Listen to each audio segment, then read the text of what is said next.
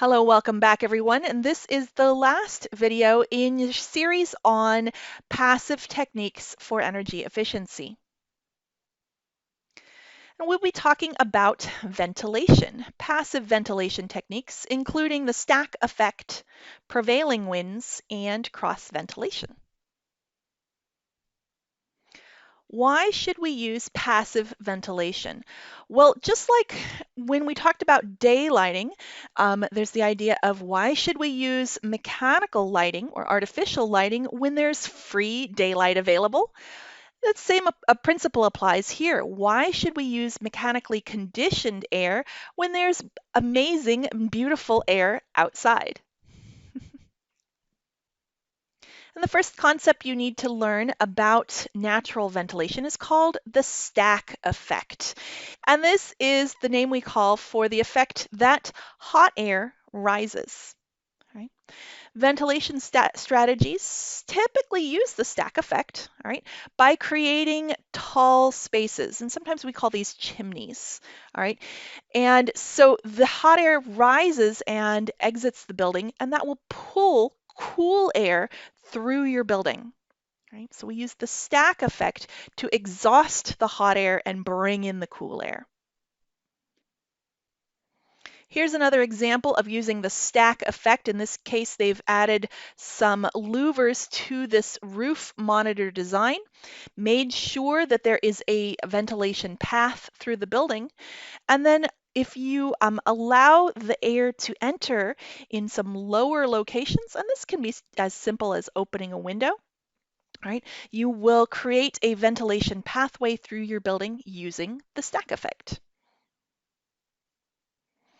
Your next concept ties into the idea of microclimates. Every individual building site, all right, has its own microclimate, and it's important that you study the site to learn about local conditions. So on the left, we see someone's diagram of a site analysis. Not only have they marked some solar angles on their site, but they've also indicated a prevailing wind direction and also noted some winter winds and storm winds.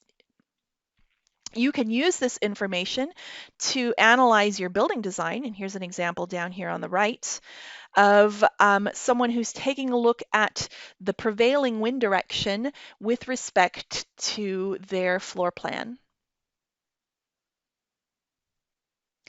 Your overall goal when designing a passive ventilation system is to exhaust or get rid of the hot air and bring in fresh, cool air. Also, it's important to bring a cooling breeze across the body of your human occupants. And a major way that we do this is cross ventilation.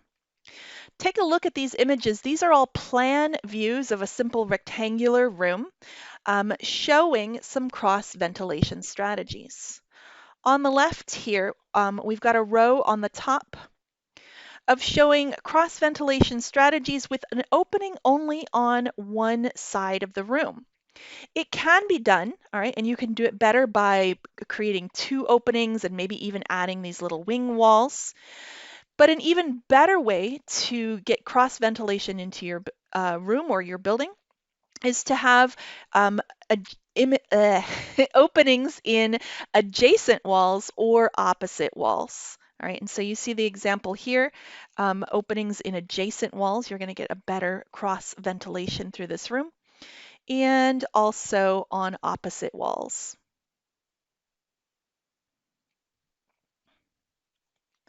So we talked about cross ventilation in a plan view. Now let's talk about it in a section view.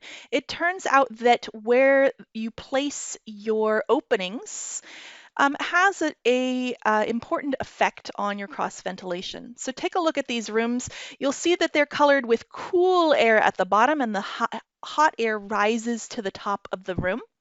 All right. The design here where both the inlet and the outlet are up high in the wall is going to be pretty good for exhausting your hot air, but it creates stagnant pockets of air down here in the lower sections of the room. When you have both openings in the low area of the room, all right, you're going to bring in that nice cool air, but you'll have a hot pockets kind of trapped up at the upper side of the room. So the preferred design, the recommendation is to have both high and low openings in your cross ventilation design. So we talked about cross ventilation in a plan view. Now let's talk about it in a section view, because it turns out it makes a difference the height at which you place your inlets and outlets. And placing the inlets low in the room and the outlets high in the room is the preferred design. All right, and it will both prevent some pockets of stale and stagnant air and use the natural convection currents to help that air travel through your room. Remember that one of the things we're trying to do is bring some cooling breezes across your human occupied zones, across your human bodies for comfort. And so you can see I added a person to our sketches here. When you're talking about the stack effect and this solar chimney, the air movement caused by this solar chimney is going to bring that cooler air across your human occupant.